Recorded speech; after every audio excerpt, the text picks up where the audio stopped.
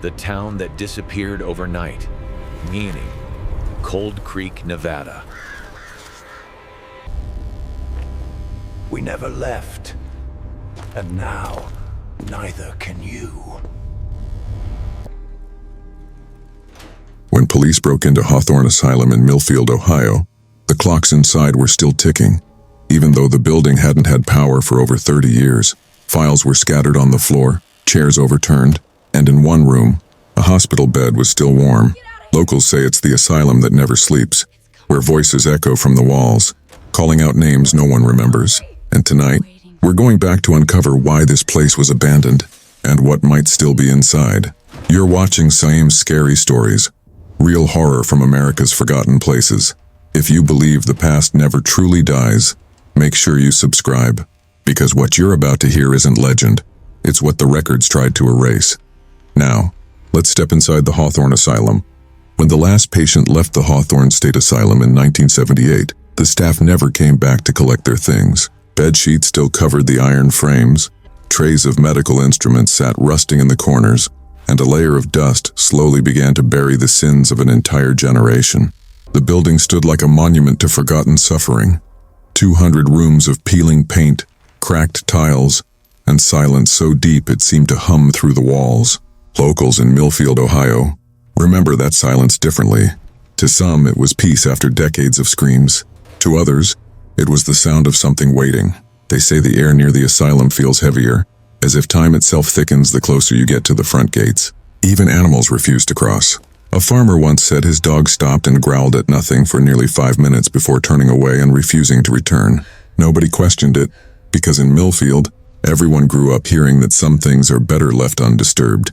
The asylum's history stretches back to 1912, when it was built on the outskirts of town as a progressive mental institution. But progress back then often meant cruelty hidden behind medical terms. Hawthorne was known for experimental therapy, isolation treatment, and a controversial program designed to reset the unstable mind.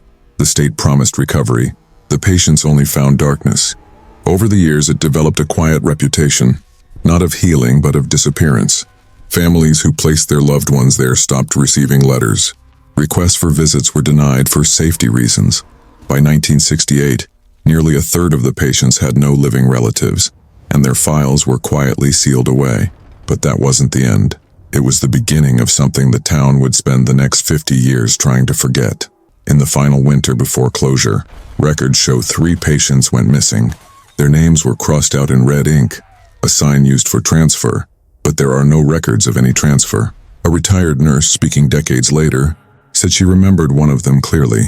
Sarah Lennox, 24 years old, admitted for paranoid hallucinations after claiming her reflection sometimes moved on its own.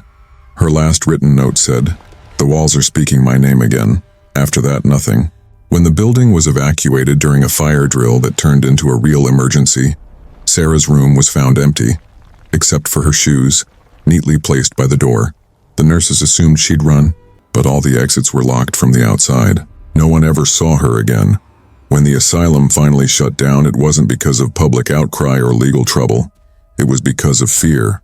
Staff members reported strange occurrences during night shifts, lights flickering even when the power grid was off, whispers echoing through empty corridors, and medical carts rolling on their own. One janitor swore he saw a man in a white coat walking through a sealed hallway, then vanish before his eyes. When maintenance crews returned weeks later to remove the equipment, they found that same hallway had been bricked shut from the inside. Nobody could explain how. That's when the last remaining employees turned in their keys and left, leaving everything behind, as if they feared they'd take something with them if they stayed longer. For years afterward, Hawthorne stood abandoned, swallowed by weeds and weather. Teenagers from nearby towns dared each other to go inside. Some came back laughing, others pale and trembling, unable to describe what they'd heard. One boy said he heard a woman humming behind him, but when he turned around, the hallway was empty. Another said the clocks in the main ward all pointed to the same time, 2:17 a.m., even though their batteries had long corroded. The police eventually locked the gates and warned people to stay away. But you can't lock out curiosity. Every few years someone sneaks in. Every few years something new is discovered. A name scratched into a wall, a file left on a desk, or a voice caught faintly on tape saying words no one remembers hearing before. In 1994, A local deputy was sent to respond to a trespassing report near the asylum. His radio log records his last words, "I see someone in the window. They're smiling." His cruiser was found idling by the gate, headlights on, engine running, but the deputy was gone. The department searched for weeks, but no footprints were ever found past the fence. The official report listed it as disappearance under unknown circumstances. Since then, no officer has volunteered to patrol that area alone. They say the sound of static still plays over police radios whenever a car passes the asylum road after midnight. A faint whisper buried in the noise, repeating one name, Sarah. Those who've studied the asylum's remains claim there's something unnatural about how time behaves inside. Clocks don't match, shadows fall in wrong directions, and recordings often skip or distort as if something inside rejects being remembered. In one video taken by explorers, the camera captured a figure standing at the end of a hallway, motionless facing the wall. When the light flickered, it was gone. The explorers left immediately, but their footage ended with a single whispered phrase, "Don't look back." Whether it was a warning or a taunt, no one knows. But every person who's entered since says they feel the same thing, like someone is walking right behind them, matching their every step. The story of Hawthorne isn't just a ghost tale, it's a wound, a memory of the cruelty we buried beneath medical progress and state funding. It's about voices that weren't heard when they were alive, and that might still be trying to speak. When you stand outside those gates and feel the cold wind come from nowhere, it's easy to think it's just the weather, but some locals swear it carries words. They say if you listen long enough, you can hear the same whisper that's echoed for 50 years. Let me out. And maybe that's exactly what we're about to do. And maybe that's exactly what we're about to do. Because when you start digging into Hawthorne, you realize the truth isn't buried under dust. It's buried under paperwork, sealed files, and a pattern of silence that stretches across decades. I found something that shouldn't exist, a maintenance ledger from 1976, discovered by an urban explorer who later mailed copies to the local library before vanishing himself. The ledger wasn't about plumbing or repairs. It listed dates and initials almost like attendance logs, with a single recurring signature, EC. That name appears again and again, long after the man it belonged to, Dr. Emory Clarke, was declared dead in 1974. If you believe official records, he never worked at Hawthorne, but his name shows up on order forms, patient files, even electrical maintenance requests for something called Project Lumen. No one knows what that was, but it appeared 5 months before Sarah Lennox disappeared. Former staff who are still alive avoid talking about Clarke. A retired nurse agreed to speak on record once, but she ended the interview after 2 questions. Before hanging up, she said one thing that still chills me. He didn't heal people. He studied them after they broke. According to a few handwritten notes found in a damaged filing cabinet, room 311 wasn't just another patient room. It was a restricted observation chamber. The reports use strange language: sensory exposure, containment under stimulus, response tracking after cognitive dissolution. The words sound clinical, but the implication is horrifying. They weren't trying to cure hallucinations. They were trying to create them. Local rumor claims that Clarke believed certain individuals could perceive alternate frequencies of consciousness. In simpler words, see or hear what others couldn't. He called it the resonance threshold. And Sarah Lennox, according to her file, heard voices from the walls long before any experiment began. Whether Clarke caused her to hear them or was drawn to her because she already could, remains unknown. What we do know is that after 1978, room 311 was sealed from the inside, and the hospital's power records show unexplained surges during those months.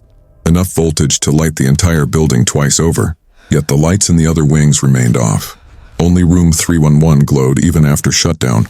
In 1982, 5 years after the asylum's closure, the state ordered a partial cleanup of the facility. Workers removed hazardous material and stored archives at the county repository.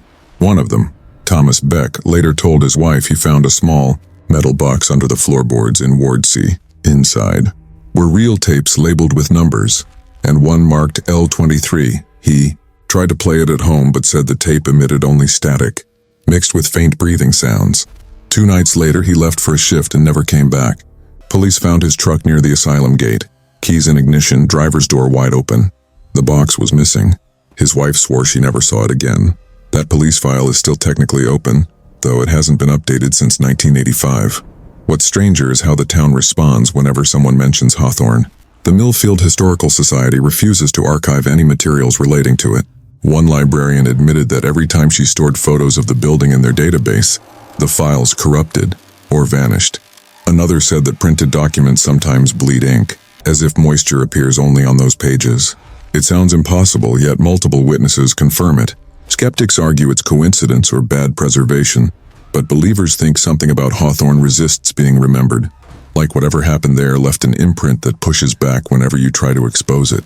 In 2015, a team of student documentarians from Ohio State entered the asylum to record a short film. Their footage begins normally. Wide shots of corridors, interviews, nervous laughter.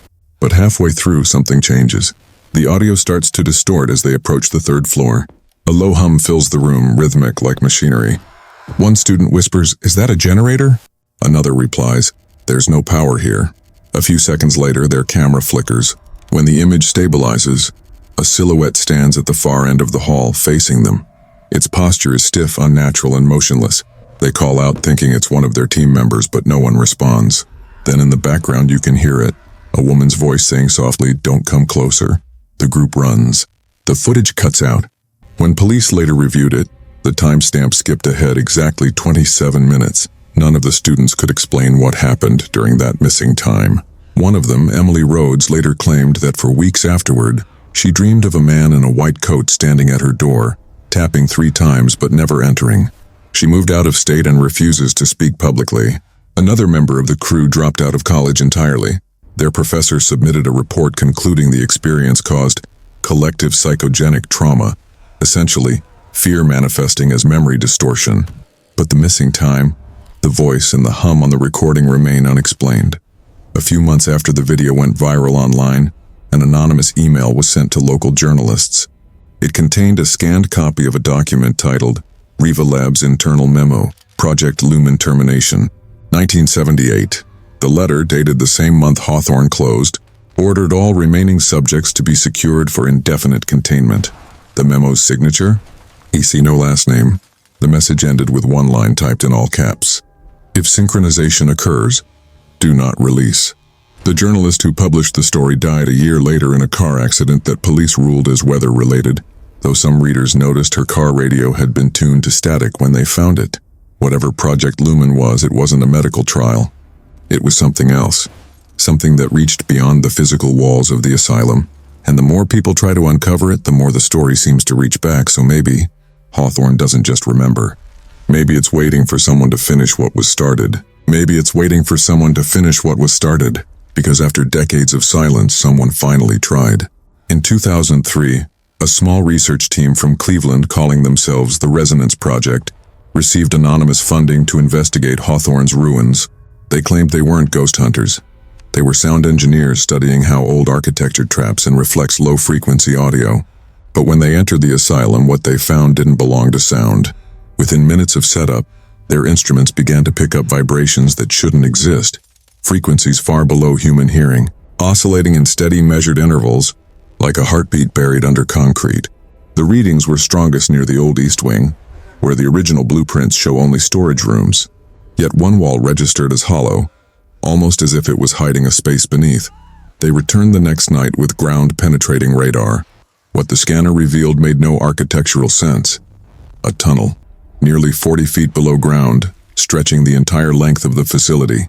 It wasn't part of any plan, and no record mentions its construction. The team decided to drill through a section of wall to access it. They never did. On the recording, just before the first drill hit the plaster, the power dies. Not just in their lights, but in the entire town of Millfield. The blackout lasted exactly 12 minutes. When the grid came back, their cameras showed the wall perfectly intact. No hole, no damage, as if it had repaired itself. The team abandoned the project immediately. One of the engineers, Alan Moore, later wrote online that he began hearing the same low hum in his home days later, always between 2:00 and 2:17 a.m., the same time the asylum's clocks had stopped decades earlier. His account was deleted within a week. His profile vanished. No one has heard from him since. Over the next few years, others tried. Paranormal groups, amateur filmmakers, journalists, all drawn by the legend. Most came back with shaky footage, fragments of whispers or static-filled recordings they swore contained voices. But one recording stands apart.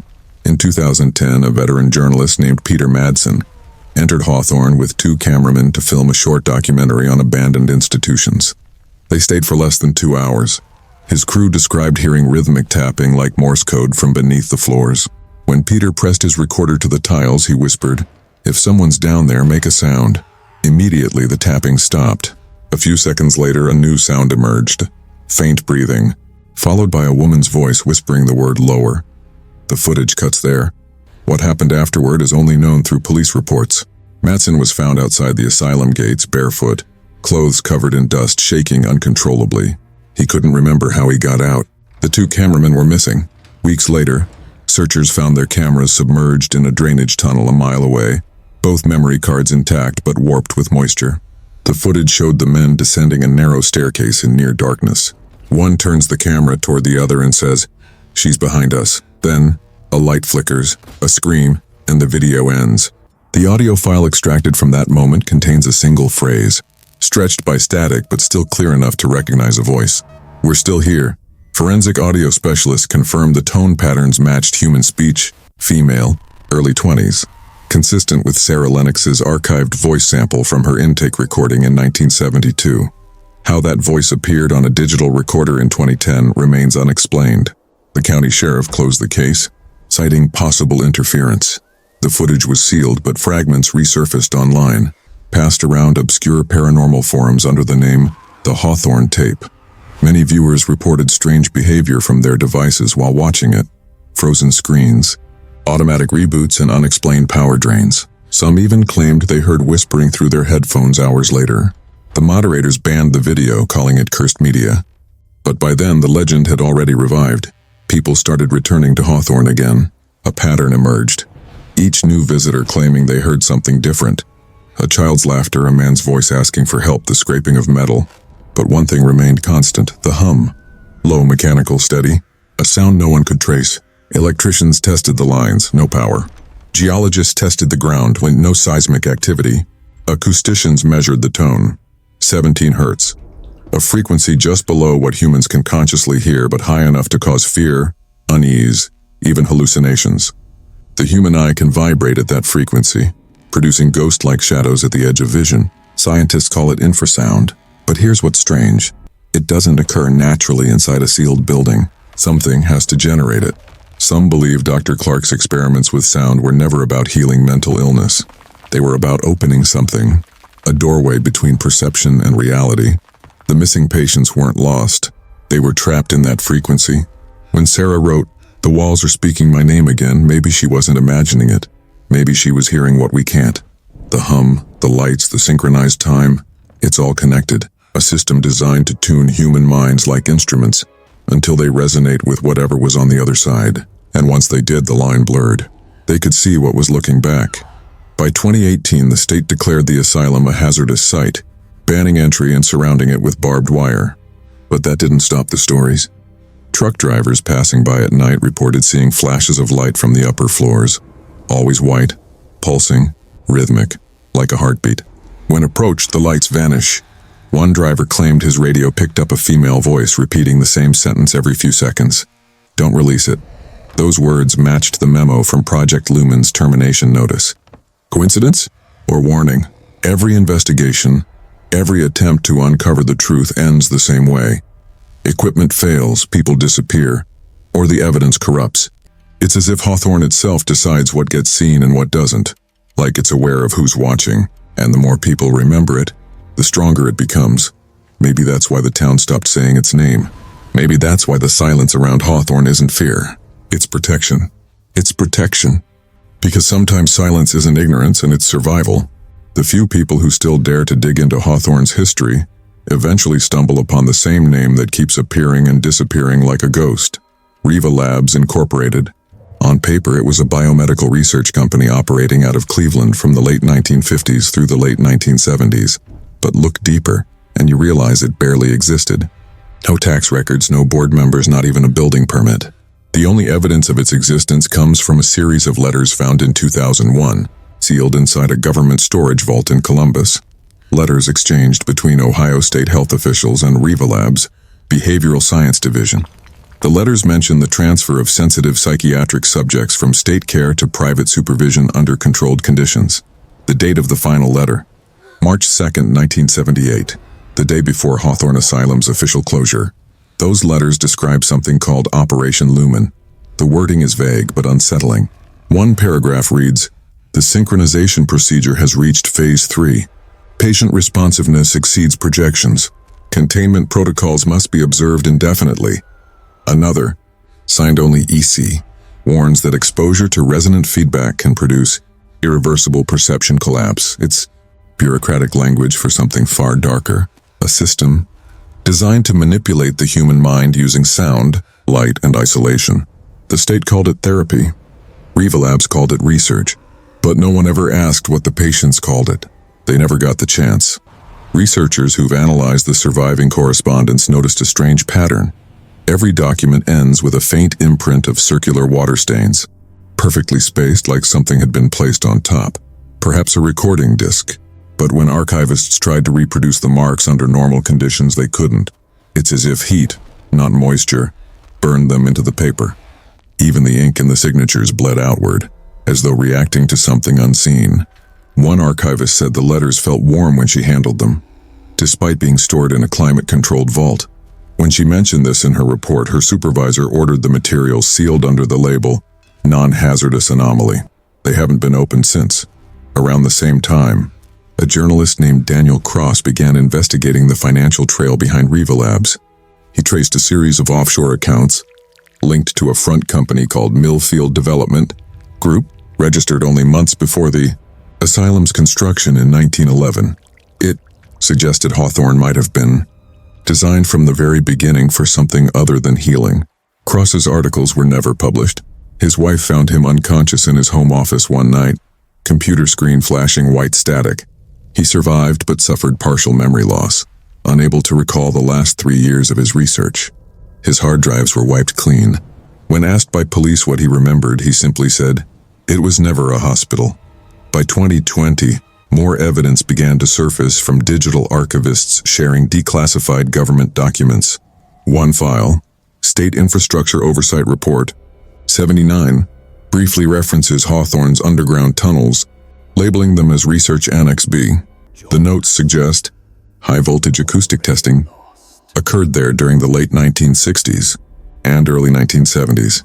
The document also cites unexpected biological interference as a reason for immediate shutdown. No one explains what that means. One sentence, however, stands out. Subjects displayed signs of mirroring phenomena.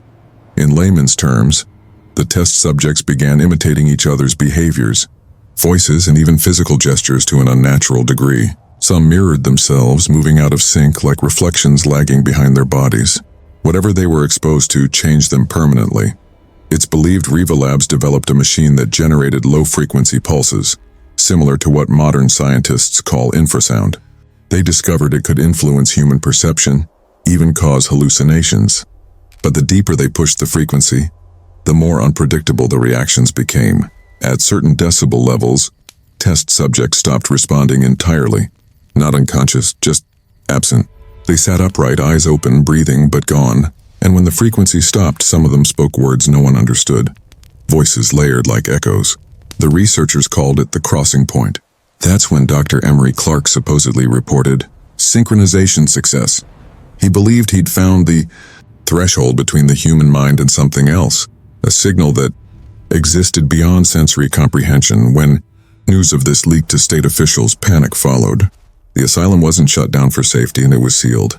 The staff were relocated, the records destroyed, and Riva Labs dissolved overnight. Yet the power readings from Hawthorne continued for 6 more months after the closure.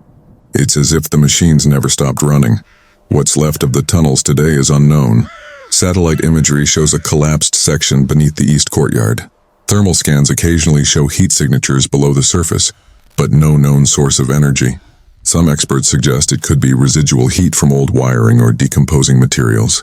Others whisper it's something still active, something that shouldn't be. Locals say that after heavy rain, the earth near the asylum vibrates faintly, and if you press your ear to the ground, you can hear it, that same low hum. The same one Sarah Lennox described in her journal before she vanished. It's everywhere, inside the walls, inside me. It's easy to dismiss it as legend, but there's a reason Millfield refuses to redevelop the land. Construction companies have proposed demolishing Hawthorne 3 times, Each attempt ended in accidents, machinery failure, unexplained electrical fires, and in one case, a worker falling through solid flooring that wasn't broken before. There's something beneath Hawthorne that doesn't want to be unearthed. Something that hums with the same rhythm as a heartbeat, or maybe a memory trying to stay alive. And whatever it is, it's older than the asylum, older than Riva Labs, older than any of us are ready to understand. Older than any of us are ready to understand. And yet, in an age where everything forgotten eventually finds its way online, Hawthorne didn't stay silent. The asylum's story began resurfacing on internet forums, then true horror podcasts, and finally YouTube. By 2021, the location had become an underground challenge, a destination for thrill seekers and paranormal creators hungry for clicks and fear. Most came away with shaky footage of dark hallways and the usual jump scares, but some captured things that couldn't be faked. Footsteps echoing seconds after they stopped walking. Voices whispering words they never said. And in nearly every video, the same low hum vibrated beneath the audio. Constant, steady, and unnerving. At first, viewers assumed it was background noise. Then someone noticed it wasn't random.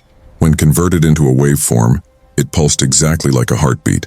The most infamous video came from a small Ohio-based channel called Night Lens Investigations. Their crew entered Hawthorne with full-spectrum cameras, EMF sensors, and a plan to livestream for 3 hours. For the first 40 minutes, nothing happened. Then one of the hosts, Kelly, began to complain of pressure in her ears, a vibrating sensation she described as, like the room breathing. Moments later, her microphone picked up faint murmuring. The live chat exploded as viewers began hearing the same thing through their headphones. A whisper repeating, "You found me." The feed abruptly cut to black. When the channel came back online 2 days later, the video was gone. Their next upload was just a single black screen with text, "Do not listen to the hum." The account deleted itself a week later. Kelly hasn't posted anywhere since. That incident didn't stop others, and it invited them. The more people watched, the more Hawthorne seemed to respond. Electronic devices failed near the building. Batteries drained within minutes, and some viewers reported experiencing nausea and vertigo just from watching the footage. Scientists at Ohio State ran an informal analysis on the viral clips and discovered that the videos contained an inaudible frequency between 17 and 19 hertz, the exact range that can cause panic, blurred vision, and hallucinations in humans. But there was no reason those frequencies should have been there. They weren't part of the camera equipment or upload compression. Something inside the building was broadcasting them. It was as if Hawthorne had found a way to reach beyond its walls, through the internet, through the viewers themselves. In 2022, a well-known documentarian named Claire Whitman decided to make a feature-length expose titled "The Asylum That Spoke." Her goal was to separate myth from truth. She gained special permission to film from inside with police supervision, under strict safety protocols. On her second night, all 3 cameras went dead at precisely 2:17 a.m. The backup generator failed. Yet the microphones continued recording. The audio recovered from that night contains what experts later described as responsive patterns. When Claire's voice is heard asking, "Who are you?" another voice, faint, distorted, but unmistakably female, replies, "We never left." It wasn't an echo. The response came 2 seconds before Claire's question, as if anticipating it. The final minute of her recording is almost silent except for breathing and a low pulse. Then faintly another voice, male this time, says, "Stop remembering us." The equipment log confirms all recording devices were manually turned off seconds later, though no one touched them. Claire released part of the footage in her documentary, but the raw audio remains sealed under non-disclosure agreements. During an interview months later, she admitted she hasn't returned to filmmaking. "I think the asylum knows when it's being watched," she said. "It's not haunting us. It's listening." That theory gained traction when viewers began reporting strange activity during the film's online premiere. The streaming platform experienced unexplained playback loops. The screen would freeze on a frame of room 301's door, while audio of the hum repeated endlessly. Servers flagged it as a glitch, but the log showed something impossible. The file size of the video increased while it was streaming. New data was being written into it, even though the upload was complete. A tech engineer monitoring the stream said it was as if something was responding to itself in real time. After that night, the film was pulled. The backup servers at the production company reportedly corrupted. All backups of The Asylum That Spoke were unrecoverable. Only low-resolution clips remain, passed around the dark web by horror collectors. most refusing to play the ending. By 2023, the state declared the entire area a restricted contamination zone due to unstable ground and chemical leakage. But locals know better. They say the government sealed the asylum again, not for safety but containment. People living nearby claim to hear low-frequency vibrations during storms, sometimes followed by faint human screams beneath the thunder.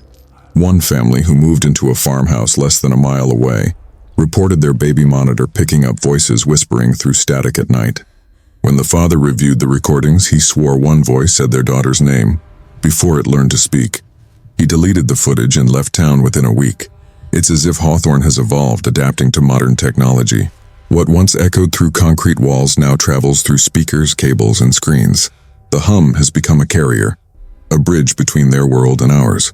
Some believe that by listening, by watching, we feed it, that our curiosity gives it power. Because every time someone replays those recordings, the pattern spreads further, like a signal waking up piece by piece, waiting for full synchronization. And if Dr. Clarke was right, if Project Lumen's goal was to connect the conscious and the residual, then maybe it succeeded. Maybe the experiment never ended. It just moved online. The hum isn't just sound anymore.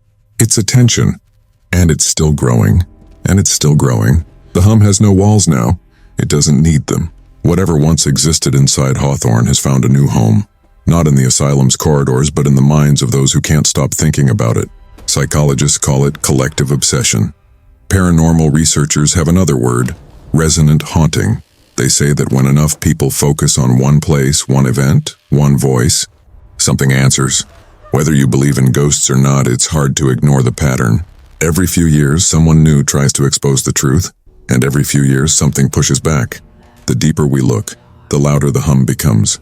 In early 2024, a group of digital archivists attempted to map out every surviving piece of data related to the asylum.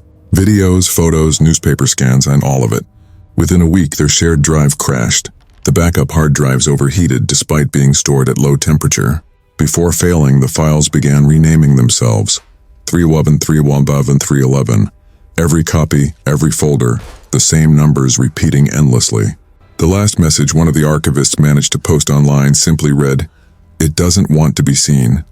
A week later, their domain vanished. Some claimed the group staged the incident for publicity.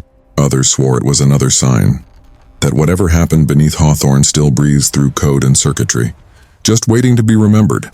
When you stand outside the asylum today and what's left of it, you can feel the air change. The wind seems slower, heavier. Birds won't land on the fence. The gate creaks open on its own during storms, though it's been welded shut for years. Locals who drive past at night say the windows glow faintly, not from light but reflection, like the building itself is watching. A few ghost hunters tried sneaking in this year, claiming they'd stay the whole night to prove the legends wrong. Their live stream ended 27 minutes in, replaced by static. The last frame showed the hallway of the third floor, the number 311 painted above the door. Then the feed cut, and every comment section beneath the video was flooded with the same strange message, posted by different accounts. Stop remembering. The next morning, their van was found near the highway. The doors were open, lights flashing, equipment still recording. But the footage was empty, just silence and static, and except in the background a heartbeat. Slow, steady, human. The police closed the investigation within days. The van was impounded, the footage sealed. Officials called it a technical malfunction and moved on. But those who saw the leaked video before it disappeared said one thing that still chills anyone who hears it. At the very end of the audio, a voice speaks softly directly into the microphone. "Now you know how we sound." That's the moment you realize, maybe Hawthorne was never haunted by ghosts. Maybe it's haunted by resonance, by the echo of people who were broken, tested, and forgotten. Energy doesn't die. It only transforms. Maybe all that pain, all that fear found a way to keep moving, like a signal that never fades. When the walls finally gave up, it just needed a new medium. Our curiosity, our screens, our attention. Every view, every retelling brings it back a little stronger. The hum was never the sound of the asylum. It was the sound of us listening.